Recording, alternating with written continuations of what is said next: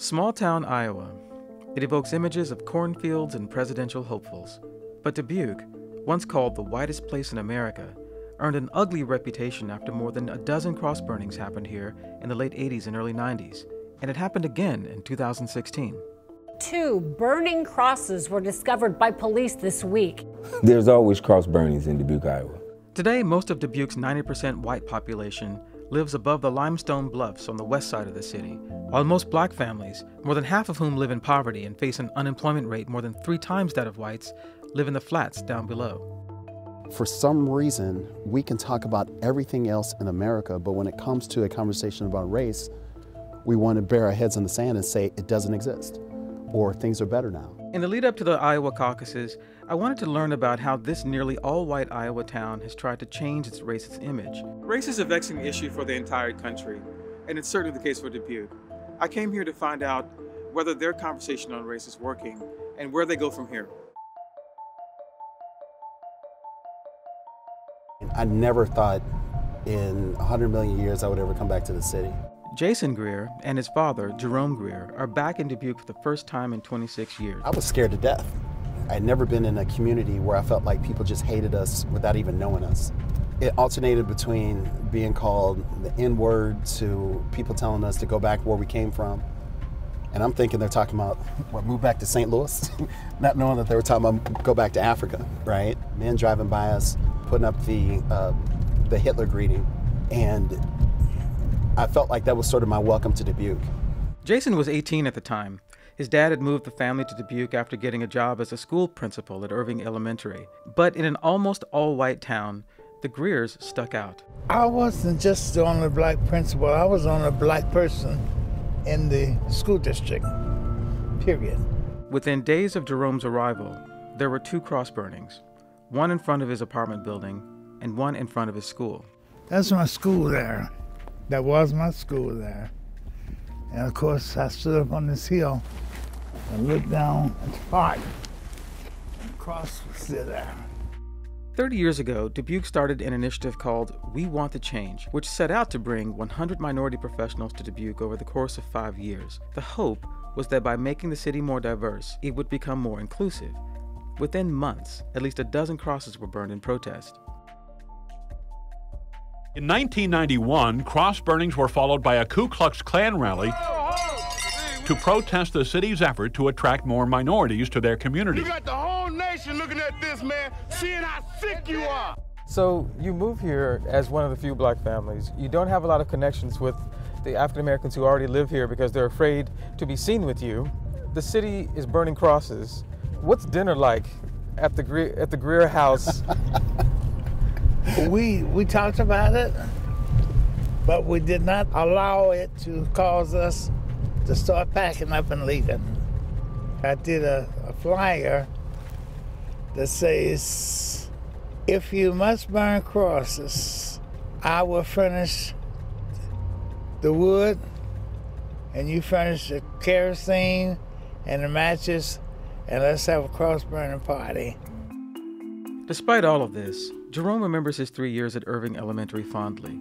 He loved his school, and he left a lasting legacy that was apparent when our request to film with him there turned into a celebratory welcoming home. Raven, hey! Raven, look at these friends.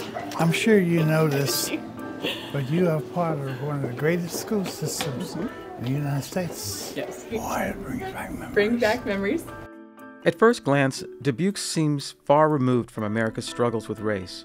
Its turn-of-the-century buildings sit in an idyllic location on the Mississippi River where Iowa, Illinois, and Wisconsin meet. But this city's been struggling with race issues for a long time. For most of the 20th century, Dubuque was a manufacturing city, primarily occupied by German and Irish immigrants. In the 1920s, though, it became a hub for the KKK. By the early 90s, when the Greers lived here, there were fewer than 350 black people in Dubuque. Today, there are 3,000 black people, but the city is still 90% white, and its issues with race are far from over. That's the challenge we're trying to get past, is how do you get past that ridiculous reputation set up by a few idiots that unfortunately has come to represent a lot of Dubuque's history. A cross burning isn't just a cross burning, it symbolizes death. You know, when people say, oh, it's just a few people. No, that's, for someone of color, that represents someone's going to be hanging from that cross at the end of the night. And it's not something to be taken lightly and to be dismissed. Lynn Sutton has spent her entire life in Dubuque. Her first experience with racism came on the day she was born. My birth certificate says I was born in Hazel Green, Wisconsin. Our street address was 650 University Avenue, Dubuque, Iowa, because no doctor would deliver us here. So Dad always had to take Mom across the river, and at that time it was just one bridge we had. So this all happened because your family was black? Yeah. Lynn's a nurse, but she spends much of her free time fighting landlords who've neglected their properties in the flats, the low-lying, working-class neighborhoods along the Mississippi where most people of color in Dubuque live. You don't have the resources here for people. I mean, you don't have good housing, you don't have a decent grocery store, you know, you don't have emergency services, you know, I mean, come on. These neighborhoods have also been the target of recent acts of vandalism. People would spray paint on the sidewalk there and say, we want you to leave, and then the area would follow where the people lived. Why are you still having these issues 30 years after the city engaged in a constructive integration plan based on already an established kind of reputation for not taking care of its African-American population? Why are we still talking about this? Well, the constructive integration plan really wasn't a plan. Some of the people here have never dealt with anyone other than who look like them or family members. So now all of a sudden you're going to bring people here to integrate. And when I heard that, I thought, oh my goodness, this is like the Little Rock Nine back in Arkansas when they took those kids to that school. Look at what, that didn't go well. Why do you think this is going to happen? While it's unclear how successful that plan was, what is clear is that it failed to solve Dubuque's ongoing problems with race. It was just one approach the city's tried. More recently, a nonprofit group called Inclusive Dubuque brought together community leaders to tackle racism on all fronts. Last year, the first Soul Food Sunday brought together people from all sides of town to eat and dance. There was even an I'm a Dubuquer video campaign. But things haven't gotten much better for the people of color here. I asked a few people who've been on the front lines of this effort to join us for a dinner conversation about why change is so hard. Thank you all for coming and for being a part of this, by the way. And thank you. Katrina Neely Farren-Eller is the former coordinator of Inclusive Dubuque, but her childhood was very different. She was raised by white supremacists. Part of the belief in Christian identity is that there was going to be a race war, which meant that you killed everybody who was not white. It was like crazy to be sitting around a table talking about, well, if God calls us like our friends down the street, you know, we will kill them.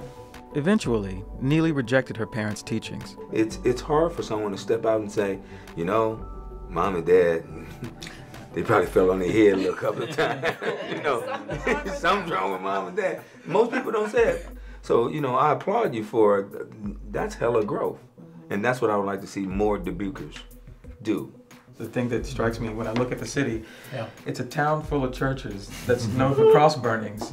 There's something very spiritual about the whole damn thing, actually, and devastating as well. And how do you spread that message in a community that is, in its halting way, dealing with this issue? If I let my imagination run in terms of this, we'd have table conversations like this all over town, right? In homes and bars, right? I mean, because it's in the bars where the folks that are hanging out that, you know, I want to be part of the conversation. I think there's a lot of fear around being super honest because we're going to say something stupid, inevitably, right? And white people have to be vulnerable and own that, and that is a level of bravery that I don't think we've seen in a really, really long time. We're in this together. We have to take care of each other. And so if it's about sitting at a table and having conversations and talking about what we could do collectively to change our communities, then we have to start them, and we have to start them sooner the better. That's one of the reasons I organized the dinner. But the problem, as newcomer Jackie Hunter sees it, is that it's always the same people having these conversations. That's when I get upset, when I walk into a room and it's still the same people all the time. In my 13 months here, it's the same people. Jackie moved her family here a year ago when she took a job as the director of the Multicultural Family Center. It's one of the few spaces in Dubuque where diversity is celebrated, or the norm. Dubuque has offered some wonderful opportunities for our family, but it has come at some cost as well.